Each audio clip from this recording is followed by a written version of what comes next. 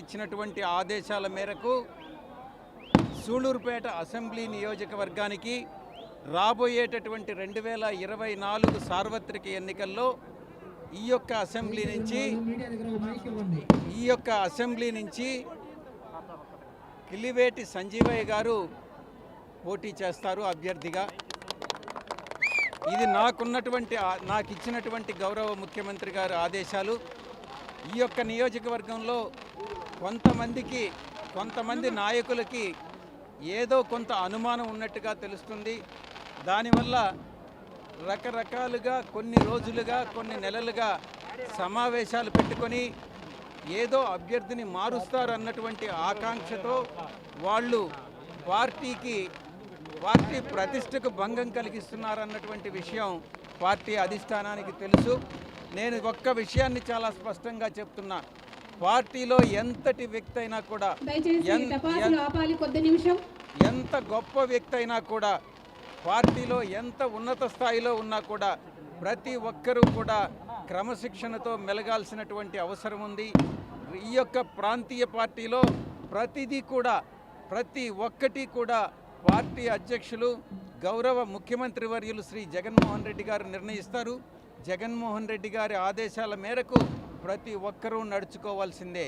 ఇంకొక విషయాన్ని కూడా స్పష్టంగా చెప్తా ఉన్నాను, కొంతమంది ఇంకా ప్రకటించలేదు కదా అన్నటువంటి అభిప్రాయాన్ని వ్యక్తం చేస్తున్నారు.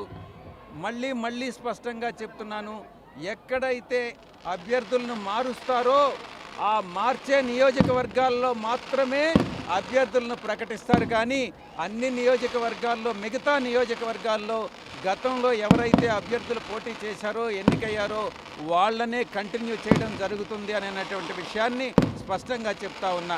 ముఖ్యంగా కొంతమంది నాయకులు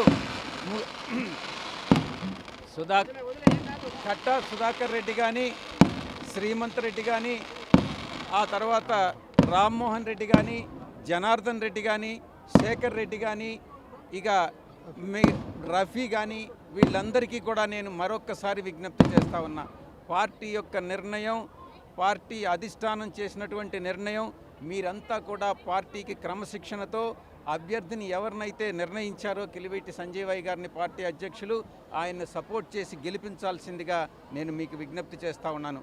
క్రమశిక్షణ రాహిత్యంతో మీరు గిరిరెడ్డి మాటలను విని మీరు క్రమశిక్షణ రాహిత్యంతో ప్రవర్తించినట్టయితే ఎంతటి వాళ్ళైనా కూడా చర్యలు తప్పవు అన్నటువంటి విషయాన్ని మరొక్కసారి స్పష్టం చేస్తూ ఉన్నాను. వీరందరికీ కూడా వీళ్ళలో చాలామందికి షోకాజ్ నోటీస్ ఇవ్వడం జరిగింది. ఆ షోకాజ్ నోటీస్కి కట్టా సుధాకర్ రెడ్డి గారు, ఆ తర్వాత శ్రీమంత్ రెడ్డి, రామ్మోహన్ రెడ్డి గారు బదులివ్వడం జరిగింది. ఆ ఇచ్చినటువంటి జవాబు సంతృప్తికరంగా లేదు. పార్టీ క్రమశిక్షణకి వాళ్ళు క్రమశిక్షణతో కలిసి మెలిసి అభ్యర్థితో కలిసి పనిచేయాలనని మరొకసారి విజ్ఞప్తి చేస్తూ, వాళ్ళు మళ్ళీ కూడా ఇంత స్పష్టత ఇచ్చిన తర్వాత కూడా ఈ రోజు నుంచి మళ్ళీ క్రమశిక్షణ రాహిత్యంతో వాళ్ళు కానీ మెలిగినట్లయితే, ప్రవర్తించినట్లయితే తప్పకుండా చర్యలు తప్పవు అని నొక్కి వక్కాణిస్తా ఉన్నాను.